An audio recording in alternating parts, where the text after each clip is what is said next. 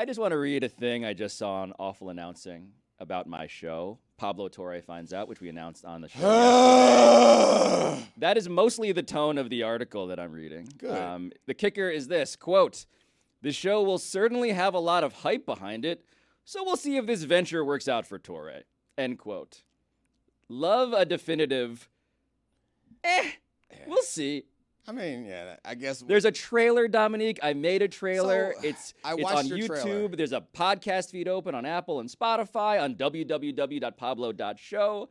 Judge for yourself. I'd like to defend Awful Announcing. What would you want Why them to would say? you want them to What do I want them to say? Yeah, I mean, it's not This like looked great. I watched your trailer, and in their defense, your trailer makes it quite clear that the show is awfully dependent on how well it's executed. We didn't get a piece of the show. Now, it's different if it's like, hey, we have this very, like, Kevin Hart is like, hey, I'm going to do stand-up. You want me to do Kevin? You want me to have Kevin Hart level? No, I'm saying content? that I understand. Forget Kevin Hart. If we're like, hey, we're doing a quarterback competition, want to watch it? Who's going to be there? This quarterback competition is led by Patrick Mahomes. That'll be good. What you're doing is saying we are going to have a team. Wait, you want me to do an NFL schedule release of my episodes? Because I got a banger for week 1. So that's the point. I got a banger. So that's the point I'm making. That's my defense of them is that what you said to them is like you showed them a we'll see. I showed them a little ankle. And in that ankle, there was both audio and video that played. Anyway, it's a thing where you can listen to it and watch it at the same time. It's all going to work. If I were to write this, I would be more positive about it because I know what the first episode is. I haven't heard it, but I've heard pieces of it. I know how good that is. I know that I did an interview with you that is absolutely riveting. That's going to be in there at some point. So, like, I would be more favorable. But they don't have anything to grab onto other than a website. And with some ankle and a promo video, which isn't even a trailer, so it's not even it's like a vignette. Yeah, it's not. It doesn't even give you a taste of what the show is going to be. Oh, it does though. That's the thing. It doesn't really. It's a video that you can listen to, and it involves a bit of reporting, some phone calls, some little essayistic stuff from me. Yeah, there's a little bit of a narrative, Dominique. I see it. It's a short story. I saw it.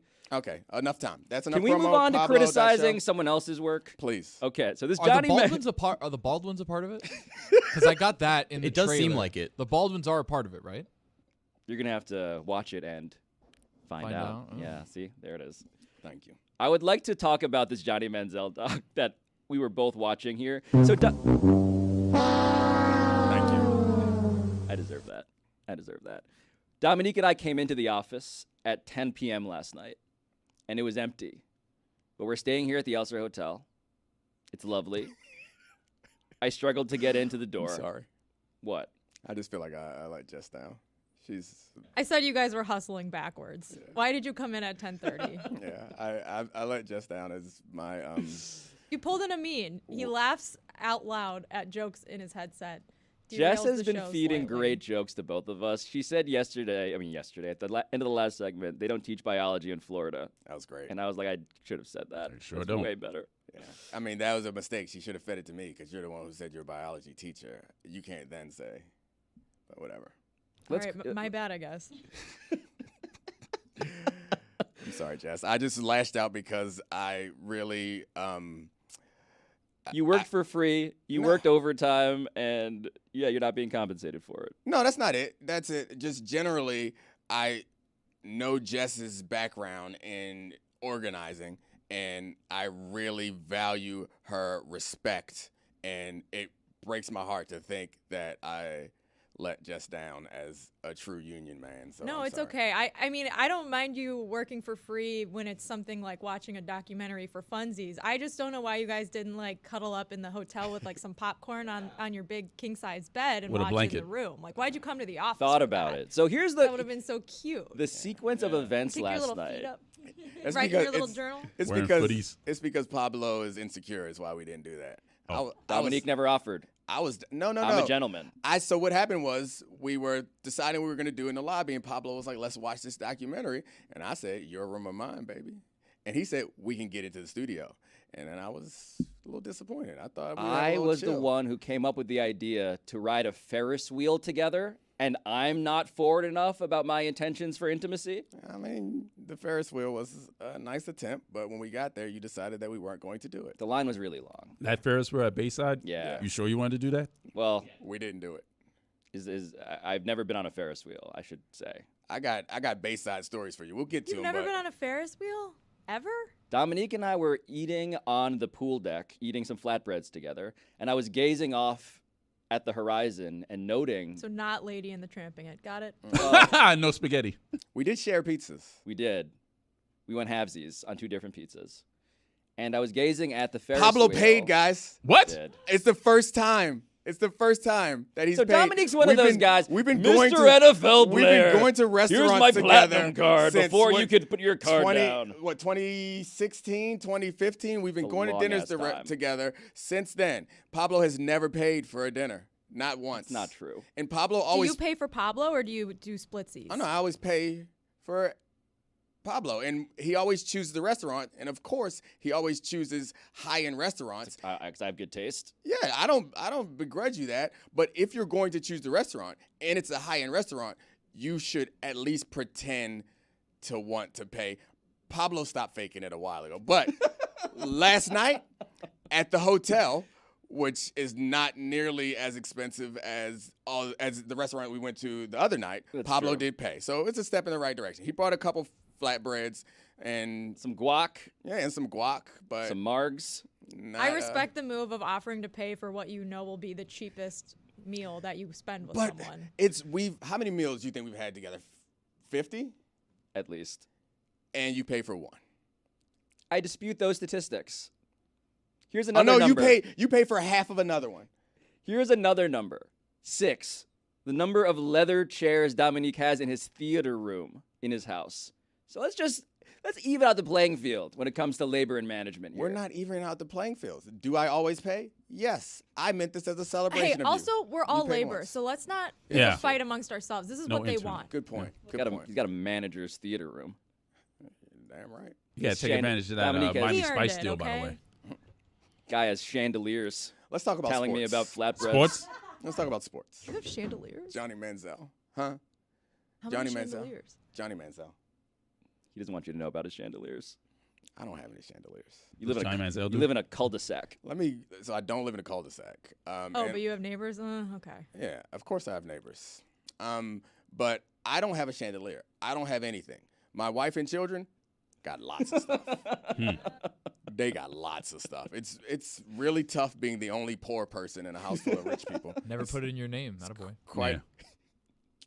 Tony spent the entire I feel like that's show bad financial advice. wondering about whether Well, if you're he's a criminal, going it's not. to be stung in an operation.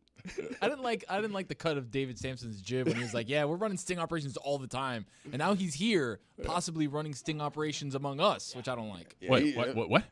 Ah, you didn't catch that, Roy. I caught it. Yeah, that man's got a bad jib cut. I'm clean, so. Well, he looked like he'll frame you. Yes, he would. And to be honest, Roy, you look pretty frameable. No, I don't. Oh, look around this place. I'm leaving tonight, Roy. Look around this place. Who looks the most frameable? 3 Americas. You think they're not gonna get revenge for Montgomery? You think they're not gonna get revenge? Statistically speaking, yeah. Johnny Manziel. Speaking of someone Speaking who of a jib cut. yes. So this dude's jib was a real thing. So I forgot a lot about this story, admittedly. I forgot that Johnny Manziel's jib looked like the cut of a kid who was granted a wish. Yeah. Like, he does not seem like a prom king quarterback. He's not Tom Brady. He's not tall. He's not big. He's not strong. He looked and acted like a little kid who got a blank check upon which he wrote, "I want everything." It's like if a trust fund kid got access early. I love that. And actually, the whole Johnny Manziel was from a rich family was a lie. That was one of the big revelations that I think there were suspicions around, but this confirmed it for good. Yeah, so it came out that when all the autograph stuff was happening, his buddy, who was also like a 19-year-old, was in charge of the operation. A 19-year-old Yeah. whose nickname was Uncle. Yeah, Uncle really Nick. weird. I don't Nate. understand that. Really Uncle weird. Nate, I'm sorry. But when he was going on all these like private jets and, you know, hanging out with celebrities, they wanted a way to explain it that wasn't, you know, hey, we're selling autographs. So he said that Johnny Manziel came from an oil family, and everyone believed it because he acts like a kid from an oil family. And it's such a good excuse because that's so vague and ambiguous, and yet, like, you hear about those types of things in Texas, and you're like, oh, sure, that guy's rich, probably oil money. I wouldn't believe that Roy came from oil money, but I would believe that Johnny Manziel came from oil money. What's that mean? I don't know. The point is, Johnny Manziel got to trade off of the stereotype of, oh, plausibly, he's just some white quarterback who has family money. That's why he's hanging out in all of these places on private jets, making all of this money. And so when the NCAA came calling, that was the excuse they concocted. They wrote checks on behalf of his grandfather because he would feed him the money. It was a whole scheme. It was a great lie, to Jess's point. Race is a part of everything, or at least the way that I view everything. I don't want to force race into this conversation in a way that's not necessary, but the documentary was not about that, but I couldn't help but be aware of the influence of all of that. Yes. And how he was treated.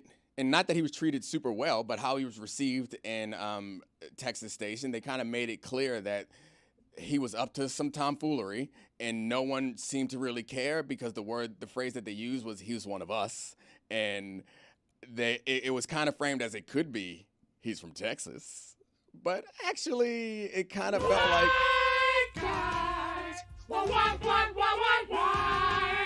And while now it feels like we're at a place in NFL history where drafting athletic black quarterbacks is a thing in the first round that is more acceptable, it didn't feel like we were at that place then.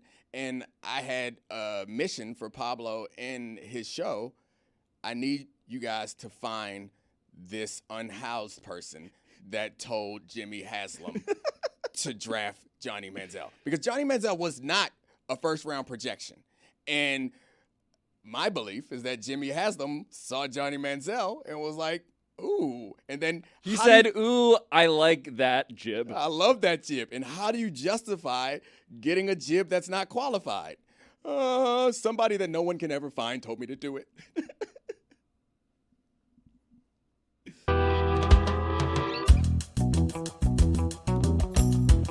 So we were talking about the jib that Jimmy Haslam, owner of the Browns, saw in Johnny Manziel. And I want to recap this story that Dominique was alluding to about how allegedly an unhoused person was the source for Jimmy Haslam that convinced him to draft Johnny Manziel in the first round of the NFL draft.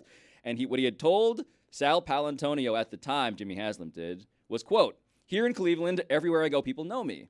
And I was out to dinner recently, and a homeless person was out on the street, looked up at me, and said, quote, draft Manziel, end quote." Do you think Jimmy Haslam has ever respected the opinion of an unhoused person before? This is such an unbelievable tale. Like, bruh, you saw a super athletic white quarterback sliding in the draft, and you was like, I need to get him. How do I justify this? Blame it on an unhoused person that no one can ever find. Also, a person with incredible fame and popularity at Yeah. the time, who I believe his jersey sales like skyrocketed right after he was drafted, and people were really, really, really interested in seeing him succeed in the NFL. There was a large swath of people that saw how electric he was and bought into the whole Johnny Football He was an persona. incredible college that player. thought he would be the savior in Cleveland, despite the fact that most people that watched a lot of college football and did quarterback analysis thought he wasn't going to be that good in the pros. And that homeless person grew up to be Hugh Jackson. Amin's here. So one of the things, Amin, that we were just recapping was how good some of the lies that were told to prop up Johnny Manziel. Mm-hmm. And so the homeless unhoused person, unhoused with a Z person, that is one aspect of it. But the oil money being fake, that part was such a brilliant concoction by Uncle Nate, his 19-year-old accomplice / friend who was his manager, responsible for getting him out of trouble with the NCAA. Wait. The dude's name is Uncle Nate? Yep. And he was 19 at the time? Yep.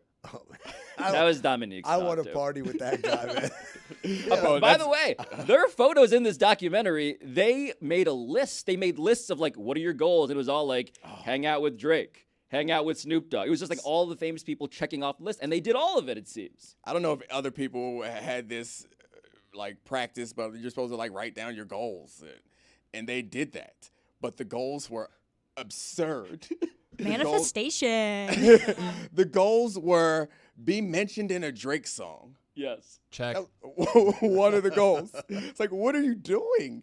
And so the dishonesty and the dishonesty of them at that time is juxtaposed with the unethical nature of the NCAA. So you find that they're positioned as heroes for part of it, but I do, in defense of the filmmakers, it does not feel like they are trying to create some redemption story, which I appreciated. They did not frame this as that was Johnny then, and now he has got it all together. Like, they close it by pretty much like implying he gonna be back to this foolishness, and that's the way that I took it. Wait a second. But he came on this show and he felt like he had turned over a leaf and grown and matured, right? The big thing about him coming on this show. So Monday he was on the show and Chris Cody asked him a question about whether he was buying, his teammates' urine to pass drug tests. And he got so mad. He was not happy with that question at all. In the documentary, his agent said he did that. When he was like to Chris, he was like, no. Like, I don't know where that stuff gets made up. And then it was literally in the documentary the next day. So he owes our boy Chris an apology. He's back to his shenanigans, is what I'm hearing. Oh, Johnny Football, back at it again. Another lesson you learn from this documentary is if you cut ties with your agent real bad, make sure your agent isn't good at storytelling. Because this dude, Eric Burkhart, I believe is his name, was giving up everything. Yeah, he was the one who talked about the drug test. He was very clearly like, I'm excited to talk. This will be fun. I believe we have investigative reporter Chris Cody on tape to listen to. When you look back at like regrettable conversations and spots you had to put almost teammates in because they're trying to help you and cover things up. Like I saw you had another quarterback at Texas A&M taking and passing drug tests for you. Like what put us in there that conversation, asking a player to do that? Like it was that. I don't necessarily agree with that or think that happened whatsoever. So, there may be a piece from, my buddy Nate's side where he saw something like that or thought he did, but in no way, shape, or form did that ever happen. Did I ever go to another quarterback or another person on our team and ask him to do that, to pass a drug test? So, there's a lot that gets lost in translation. This documentary is pretty spot on, but to kind of harp on that one thing, that never happened whatsoever for 1 second at A&M. Coach Sumlin. I think my favorite part about that is Chris Cody's impression of Dan Le Batard. That's what he's doing. You guys know that, right? Journalist over here. This is like he was doing the Italian speaking hands gesture. He did put me there. Yeah. Like it did seem like, and maybe it's because we love Chris, and I feel bad because Loose the Tooth set this up as Chris like celebration, and all we're doing in here is laughing at him performing interviewer. Yeah, like he's trying, but this is, there it is. This is Also where he's like, put me there. I don't know, at some point. That's a spicy meatball. What I gotta do to get another helping? This is good for Chris. We need to make this He's the learning. new meme and get the one of him looking like someone who hates when players kneel for the anthem off Twitter. This can No, replace that one's got to live a little longer. That one's too good. That It one's is way really- too good. It is really good. I gotta see that. I don't know that one. Oh, you don't know that one? You don't know how Oh. Chris Cody looks like one of those avatars in that collage of avatars It's a about MAGA photo people? from when he shaved his beard in Salt Lake City, and it's a tough look. At for some a point, I guy. mean, I don't want to go back to it now, but at some point, I just want to listen to Chris part of that again, because it's not just the physical demonstration; it's us knowing how Chris actually talks and watching him perform interviewer. Can we play the beginning of that one more time to show Dominique's point there? If we could, that would be. There it is. Buy some time. Yeah. Phil vamp. When you look back at like regrettable conversations and spots you had to put almost look at them teammates in hands. because Get they're it. trying to help He you got and rap cover things hands. up. Like I saw you had another quarterback Can we at Texas take out the A&M sound taking put, and passing like, drug Spider-Man tests. music Like, behind what, it? put us Or a in there, hip-hop that beat? conversation, Oh, yeah, I know. asking a player to do that. Like it was Yeah, that. see, I don't necessarily agree with Manja, that. manja. I don't care. No, We don't care about Johnny be Manziel. lied to. Again. My favorite word that Johnny Manziel did say, though, in that bit, that was the big giveaway, was the adverb necessarily. Yeah, I don't necessarily. Anyone who says the word necessarily is just giving them the slightest shaft of sunlight to give, maybe I am telling the truth. I don't agree at all. Like that's another giveaway. He also said, I don't think that happened. Yeah. It's like, so then who thinks it happened if it wasn't you? Also, why do you need somebody to pee for you? I mean, the drug tests in college are administered by the team. They don't have, maybe things have changed, but if I remember correctly, when I was in school, the team administered the drug tests, and which means Johnny Manziel was not going to get suspended no matter what he did. He was going to be all right, guys. He needed some fleck bucks, I think, and he would have been fine. So my question, I haven't watched it yet, and I also wasn't here Monday, but I obviously lived through the Johnny Manziel era and witnessed the downfall. Endured. What do we think was the upshot of him participating in this documentary, and was anything actually revealed that was untold? I mean, so it's a great question. It's a question I always ask myself, and that question is, why are you doing this? Why are you participating in a story that might make you look anything less than what you want to look like? He also was here promoting it. Are we not sure? Are we sure that he's not getting compensated? Is he like a? I was wondering the same something? thing, Like, and it's often that's the answer, right? We just talked Yeah. about the Steph Curry doc. That was Steph Curry's production company. And The that Last might be Dance the answer. Was Michael Jordan, but there were lies in this. I mean, that made me marvel. There's Chris Cody. Yeah. My God. Complete with the off-brand Oakleys on the top. It of the looks shirt. like he's My looking. God. It looks like he's looking at Dominique, Roy, and Amin specifically. Yeah, he does. Who let y'all in here? That's very much. All Told them to loud. park their pontoon boat elsewhere. He's got to have a bunch of flag emojis in his bio. This guy got. He has Rapino, Mr. PK. Chris Cody has truck nuts. Oh yeah, absolutely. Oh yeah, absolutely. Ford F-150. Yeah. No, that's a dually 350. That's a 350. Yeah. That's a dually look. The one with the four tires in the four back. tires is a dually. It's got two in the back. Yeah. What tells me he's got the dually is the sideburns are long. Yeah, They're yeah. long boys. Yeah. Oh man, I'm so happy I don't live in Florida. Says father of 3 in his bio, but he's constantly hitting on women on Twitter. Yeah. When he gets in his car, automatic. No matter what happens, it always starts playing. Try that in a small town. Got that on a loop. That's all that plays in the car. I'd prefer Italian, Chris. I feel I bad. agree. I think I we agree. need to. I think we need to replace racist Twitter Abby Chris with Italian Chris. Show us who Italian looks Chris. like my Full nonna screen 'em. telling me to eat more at dinner. Mi so hai I have 3 fregato. bowls of pasta. Look at that. Oh, Yeah. It's a No, you nailed it. Well said. Please clip that audio so we can replay that forever. Amin man. petering out pathetically on trying to figure out the right Italian word for his Italian person impression. It's funny because for Oddball, we did this headline about Paolo Banchero, who was supposed to play for Team Italy and then changed his mind and played for Team USA instead, and that the Italian Federation was really upset about it. And so I literally looked up a bunch of Italian stuff, and I said in my headline, I asked for comment, and I just ripped off a bunch of curse words in Italian. It felt like your brain was trying to Google the phrase Italian stuff. It's exactly what was happening. And my fat fingers in my brain were mistyping it, like, no, not Italian. Pasta fazool? Che cosa?